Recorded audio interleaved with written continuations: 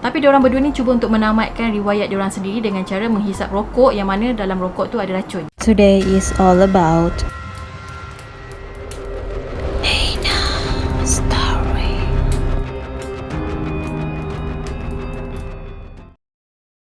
Hey guys, Assalamualaikum. It's me Nina and welcome back to Nina Story. Kalau aku cerita pasal pesawat, ramai di antara korang yang memang sangat suka. Mungkin sebab kemalangan yang melibatkan pesawat ni dia macam something fishy kan. Biasanya punca kemalangan pesawat ni adalah masalah teknikal ataupun ada konspirasi di sebalik kejadian tu. Cuma kalau masalah teknikal ni tak berapa sangatlah terjadi, agak jarang. Kali ni aku nak cerita lagi tentang kejadian pesawat, tapi pesawat pada kali ni datang daripada Korea Selatan. Alah, Korea Selatan yang korang tergila-gilakan pasal Oppa, Uni, Oma.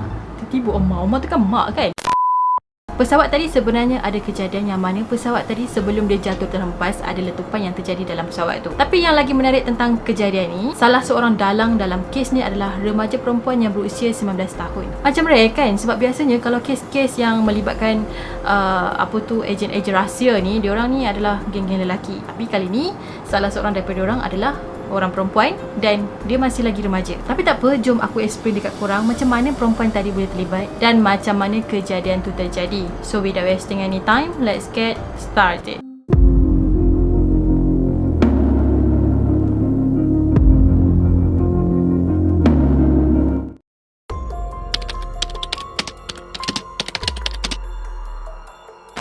Pesawat yang terlibat dalam kes ni adalah Korean Air 858. Jadi pada malam 28 November pada tahun 1987, pesawat ni dia akan fly dari Baghdad iaitu dekat Iraq dan dia akan meneruskan perjalanan ke Seoul di Korea Selatan. And then pesawat ni dia akan transit sekejap dekat Abu Dhabi sebelum dia meneruskan perjalanan dia ke Bangkok. So Bangkok ni adalah airport yang terakhir lah yang dia akan stop. Dikatakan dalang dalam kejadian letupan ni adalah seorang lelaki tua dan juga seorang gadis muda. Diorang berdua ni sebenarnya adalah perisik ataupun mata-mata bagi pihak negara Korea Utara. Si gadis tadi berusia 19 tahun yang bernama Hyun Hui dan lelaki tadi tu pula bernama Kim Seong. Bagi Hyun Hui, ni adalah misi pertama dia. Hyun Hui dia terpilih menjadi mata-mata disebabkan dia ni ada penampilan yang menarik dan dia juga fasih dalam berbahasa Jepun. Sebab itulah dia terpilih sebagai mata-mata untuk pihak Korea Utara. Selama 6 tahun diorang telah melatih dia menjadi sebagai seorang mata-mata, termasuklah macam mana cara hidup orang barat. Diorang juga telah menghantar Hyun Hui selama setahun ke Eropah untuk dia belajar macam mana cara orang barat ni hidup. Jadi bila dia dah menerima misi, dia tak awkward lah untuk melakukan misi tadi.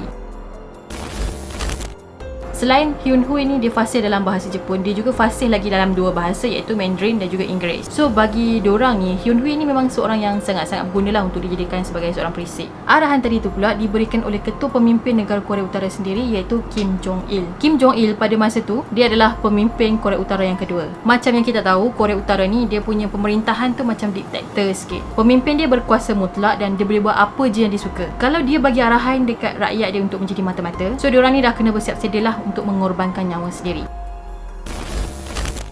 Dalam misi kali ni, diorang berdua kena menyamar jadi rakyat negara Jepun yang tengah travel pusing-pusing dekat negara Eropah. Biasanya kalau jadi mata-mata ni, diorang tak boleh dedahkan identiti sebenar diorang. So biasanya diorang akan create lah identiti palsu, pasport palsu, semua palsu lah. Jadi diorang telah menggunakan nama samaran. Perempuan tadi dia guna nama Mayumi Hachiya dan lelaki tadi tu pula dia menggunakan nama Shinichi Hachiya.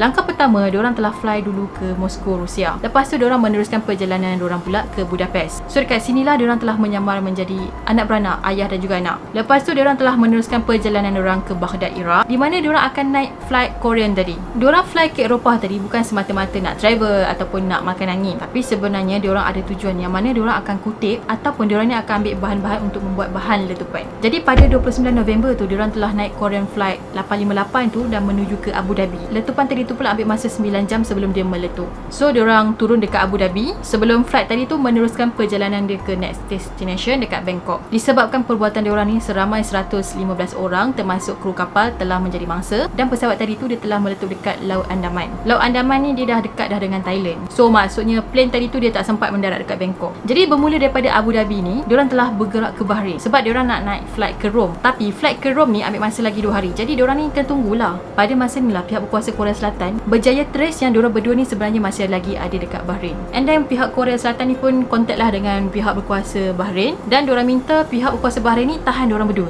Tapi diorang berdua ni cuba untuk menamatkan riwayat diorang sendiri dengan cara menghisap rokok yang mana dalam rokok tu ada racun yang mata-mata lelaki tu mati. Tapi Hyun Hui ni dia pengsan dan tak sedarkan diri, so dia berjaya diselamatkan oleh pihak berkuasa Bahrain. Aku rasa kalau dia tak sempat diselamatkan, mungkin orang takkan tahu konspirasi di sebalik kejadian ni.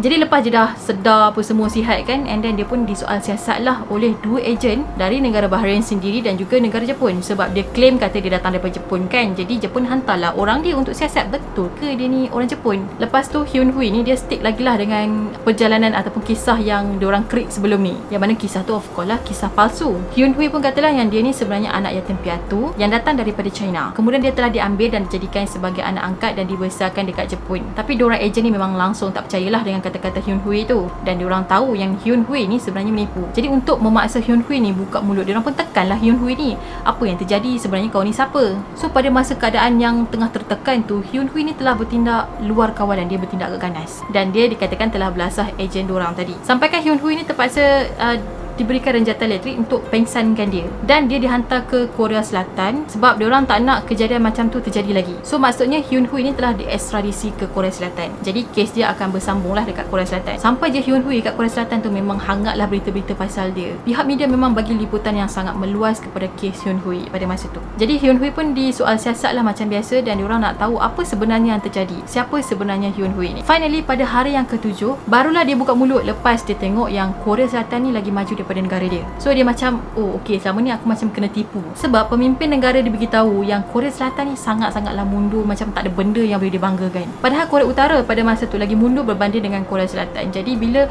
Hyun Hui tengok pembangunan dekat sana, apa semua, jadi dia macam, okey, aku kena tipu dengan pemimpin aku sendiri. Propaganda yang disampaikan oleh pemimpin dia sebelum tu semuanya tipu belaka.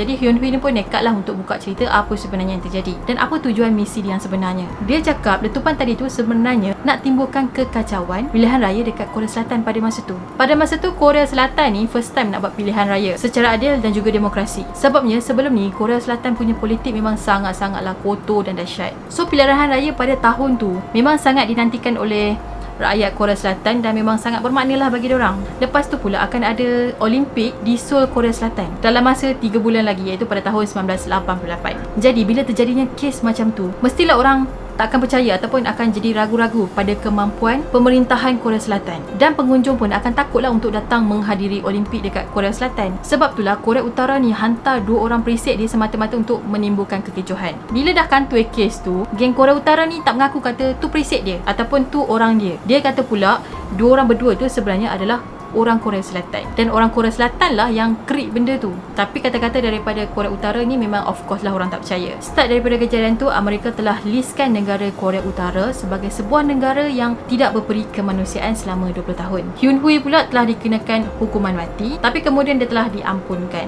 Sebabnya diorang kata Hyun Hui ni dia jadi mangsa keadaan je. Lagipun otak dia dah kena brainwash dengan geng-geng Korea Utara. Lagipun keluarga mangsa Korean Air tadi tu pun dah maafkan Hyun Hui. Sebab diorang tahu Hyun Hui ni tak nak pun buat benda macam tu, dan dia pun dah memang kena brainwash dengan pemimpin dia. Dan lepas tu Hyun Hui ni telah pun mendapat kerakyatan negara Korea Selatan, dan dia pun telah berkahwin dengan seorang lelaki Korea Selatan. Sampai sekarang pihak media tak hebohkan dekat mana Hyun Hui ni tinggal, sebab Hyun Hui sendiri minta dia tak nak Korea Utara ni nanti tahu dia ada dekat mana. Lepas tu diorang nak jumpa dia and then balas dendam. So permintaan Hyun Hui kepada pihak media ni adalah salah satu keselamatan untuk diri dia juga. Lagipun dia sendiri arif dan lagi orang kata pun lagi faham lah macam mana pemerintahan negara dia tu. And then Sukan Olimpik telah diteruskan seperti biasa.